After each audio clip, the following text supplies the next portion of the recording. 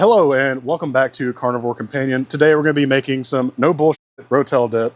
If you're tired of looking at the big orange package block of whatever the hell kind of cheese that is, we're going to take that idea and we're just going to slam it onto the grill and make you feel so much better because you've removed as much of the bullshit as possible. And to get started, we're going to take some fresh peppers and tomatoes and we're going to throw those right on the grill. All right, for the pepper selection, we're going to go with a few poblano peppers, a couple jalapenos, and then 1 or 2 serranos if you want a little extra kick to it. And the tomatoes, you can honestly choose whatever you want. These were cheap as hell, so I got some Roma tomatoes. I got 6 of those. The only prep we really need to do for this part is to take our tomatoes and cut them right in half. You can leave the seeds in and everything because you want a little bit of wateriness whenever you go to add this to your cheese sauce later. That's all the prep you got so far. Let's go ahead and move over to the grill. So I've got my grill set to like a medium heat. It's been preheating for a while, so it should just be good to go.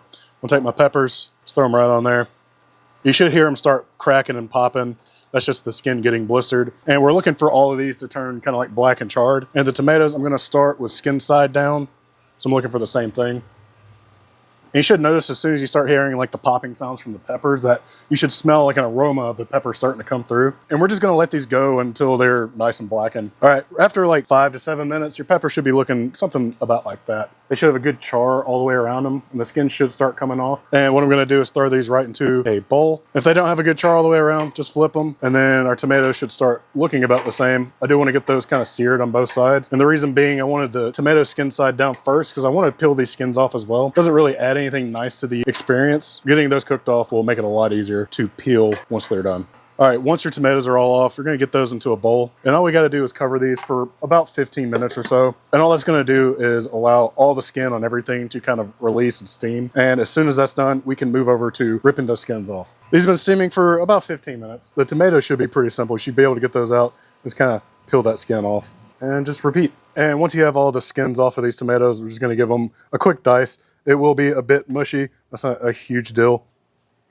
And you do want all those juices in there. It'll help to loosen up the thick cheese sauce we're going to be making. And essentially we're going to be doing the same thing with the peppers. The biggest difference is that we're going to remove the seeds from this because we do want the flavor of the peppers. We're not trying to burn your ass up. You know what I'm saying? So simply just remove the skin. You can split the pepper open actually and just get to your trash bowl. Remove the seeds. You know, you don't have to remove 100% of them, but the more you remove, the less spicy it's going to be. And you also don't have to remove 100% of this char either. It still adds a lot of flavor. But I find that once you add too much of the char, it starts adding an unpleasant, bitter flavor. So just be careful with that if you plan on keeping it in there. All right, same thing. We're just gonna dice this up. Put that in the bowl as well. That'll be the chili portion of our Rotel.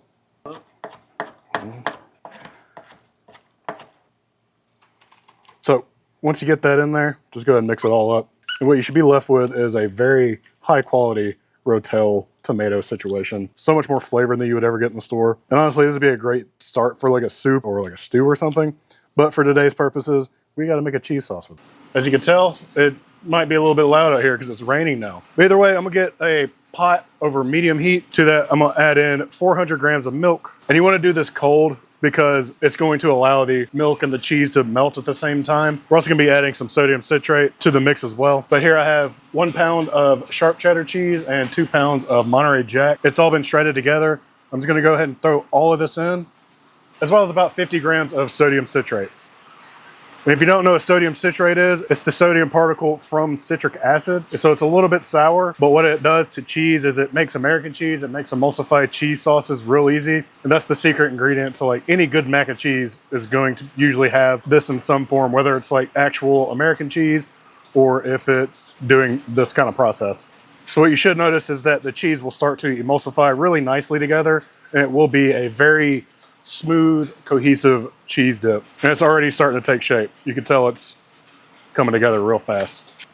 And while this is heating, we can actually go ahead and throw in our tomatoes and peppers from earlier. We're just about there. I'm gonna give it just a small taste. It definitely needs the seasoning. And I think the best way for us to do that is gonna be using some taco shake.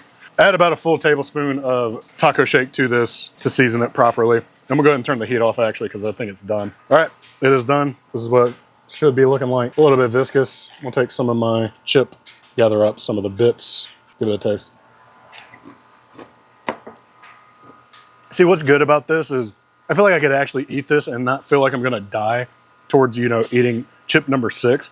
I can actually taste the cheese in it. I can taste the cheddar cheese, and I can really taste the Monterey Jack. It just comes through a lot better than, you know, the big block of orange bullshit. And the roasted peppers and the tomatoes just add another dimension, a little bit of smokiness to it, and a little bit of extra heat. And then the taco shake just brings all the spices that you need to incorporate into a cheese dip to make it taste good. So thanks for watching the video. Go to carnivorecompanion.com. Links down in the description below. Use the code CCYT15 to save 15% off your order, and we'll see you in the next one.